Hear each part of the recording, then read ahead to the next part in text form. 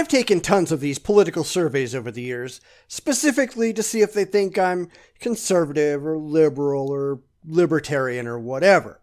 But these are almost always biased and always administered by faceless survey makers that I have no idea what their particular political bent might be. This time, I know what the bent is. This is a survey made by, or at least linked to, by conservative commentator Glenn Beck, or at least done at his behest. So let's see what Glenn Beck thinks I am. Now, these are all pretty hefty answers, so this is going to take a bit of time to go through. The first one is on speech, assembly, press, internet, and property rights. I can choose from 4 options, but instead of reading through all of them, because again, they are quite long, you can just pause the video to read through them yourself. I'm going to go with the first one that reads, government should not restrict speech, press, media, or internet. The rights of free citizens who don't violate other people's rights must be respected and protected at all times. Exercise of eminent domain should be extremely limited and its use avoided wherever possible. Private property and privacy rights should be protected at all times. And I think that's generally right. Of course, there are exceptions to every rule, but generally speaking, the government shouldn't restrict any speech except calls to violence and the like, revealing state secrets to the enemy, etc. And that's something that's gone right down the tubes in the modern liberal world, which I find to be absolutely despicable.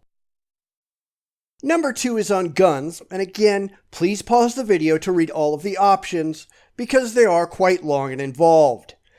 Now I'm going to talk about some of them, because I have to.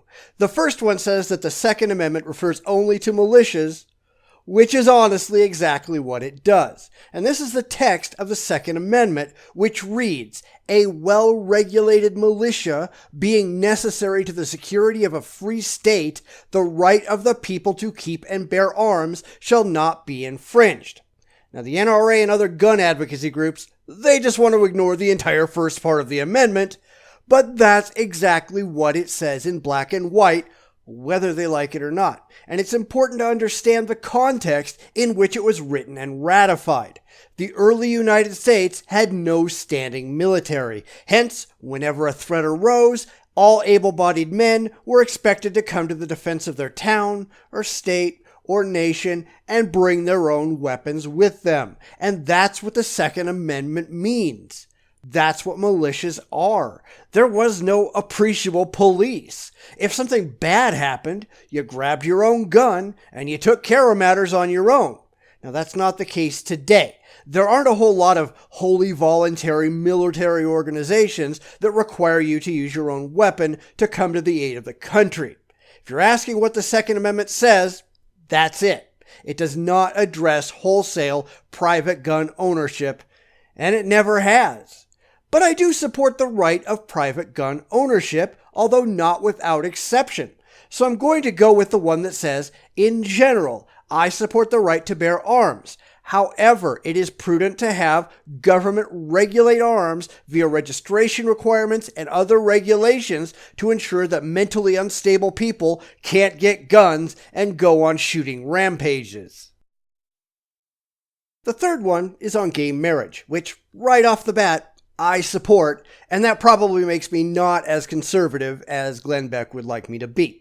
I find no reason whatsoever to deny every American the same rights regarding legal marriage. It's just as stupid as denying legal recognition for interracial marriage. There's no reason to create a separate ghetto marriage because the religious are filled with irrational hatred. And I find the third option, which says that marriage should not be regulated at all, to be absolutely absurd. I guess that Muslims who want to marry children ought to be able to do so, right? Because denying them the ability to marry a 6-year-old is clear regulation, right? That's just dumb. So I'm going with gay rights should be supported by passing laws which protect gay marriage, including civil statute alternatives to gay marriage. All government benefits that heterosexual couples enjoy should also be granted to gay couples. Question 4 deals with foreign policy, and there's really only one option that makes any sense.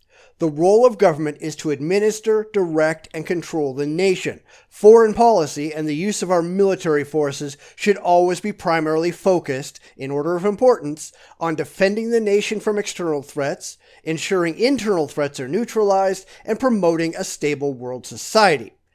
We've spent way too long playing planetary policemen, trying to push the American way on everyone else whether they like it or not. We don't rule the planet. We are but one nation among many, and the people of every nation have the right to do things the way they personally see fit without us wandering around throwing a big democracy parade. Of course, with that power, those nations have the responsibility to live with the consequences of their choices. I don't want them whining to us when things don't go their way. Unless it's a direct, demonstrable, and credible threat to the United States, we need to stop sticking our nose where it just doesn't belong. Number 5 deals with a national ID card, and honestly, I don't see the problem with personal privacy or liberty at all. We effectively already have that with Social Security cards. Everyone is already identified by number. You supposedly can't get a job without one. You supposedly can't buy a house without one. And nobody's liberty has been curtailed in any way that I can identify because of it. And they've been around for decades. I will never get the absurd paranoia that some people fall into when talking about this nonsense, and don't get me started on the religious stupidity. So I'm going with, we need a national ID card in order to prevent events like the attacks on 9/11, but without intruding too far into the personal privacy of the innocent. And frankly, it's not just about 9/11 as far as I'm concerned, but it's about illegal immigration and things like that. It's all a problem. We need to know who's actually legal. On to number 6, and corporate welfare. Now, right off the bat, I oppose corporate welfare in any form. I think we need to get rid of all the tax benefits and exemptions for corporations and stop coddling them. They either need to perform or they don't. I don't think we should have any government handouts, at least federal government handouts, to any businesses, period. Now, I'm fine with local towns giving tax breaks to businesses that bring new jobs and prosperity to their area, but the federal government, not a chance. So I'm going to pick end corporate welfare, no government handouts to businesses. Number 7, trade and money. They try to stuff a bunch of things into this, but in general, the government only needs to make sure that trade is fair and equitable for all, and that our national interests are served. That doesn't mean I'm thrilled by how things have been done, and I think that the system we have in place can be workable, even if it hasn't done particularly well in the past. We really need to get politics out of the monetary system. It just pushes whatever administration is in the White House to try to play with the system so they get favorable economic indicators. Set up some nonpartisan rules and keep politics the hell out of it. So I have to go with trade should be free in general, but it should be controlled as needed to ensure that our borders are protected against outside threats. Monetary policy under the Fed has generally been good for our economy. Hard money can't keep up with a modern economy. Next, we get to Social Security, and honestly, none of these are particularly good options, although the first one is the one I have to go with. Social Security is a mess, but anything that we do with it is going to cost a ton of money because the whole system is bankrupt because politicians have stolen the fund and left very little behind. Right now, it relies on young people putting in to pay for the retirement of the elderly. If the young people stop, then the elderly starve because the money the elderly put in is long gone. I don't know that there is a solution that isn't going to be painful. We can't just replace the money that was stolen because there's simply no way to get that extra money without raising taxes or going deeper into debt. I would rather see the government get out of the Social Security business, but that means that if individuals are going to control their own retirement, which I agree they should, then we as a people can't step in if their planning or lack thereof fails and they wind up starving on the street. But then again, that's why we got Social Security in the first place, isn't it? So I'm going with Social Security should be maintained by the government as is for the current and near retirees, while offering younger workers the choice to invest some of their retirement money in the private market from government-maintained and managed plans. The government should create incentives for private retirement planning. The government should discourage taking Social Security early. Payroll taxes should not be increased to fund Social Security. Moving on to number 9 with healthcare. Now, I don't think the government has any place in the healthcare market except to keep it even-handed and honest. It isn't the government's job to keep you healthy, with the possible exception of things like the CDC and the National Institutes of Health, where they're concerned with large-scale disease outbreaks and the like. But none of these really work for me. The first one talks about regulation, which I do agree is too extreme in some cases. That doesn't mean we need no regulation, just sane regulation. The second says that lawsuits are to blame, which is largely true, and therefore that's the option I'm going with. But it's not the whole picture. The reason healthcare costs so much is because of the absurd, litigious nature of our society. We sue at the drop of a hat just to see if we can make a buck, and we've got ambulance-chasing lawyers out there pushing us to do so.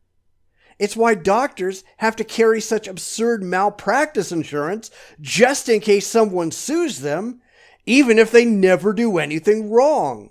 And all of these costs have to be passed on to the consumer. And the problem is, I don't see a way to fix it without fundamentally restructuring American society. And that's just not going to happen. So I'm going with healthcare costs are spiraling primarily due to lawsuits. We need to place caps on these suits while avoiding socialized medicine.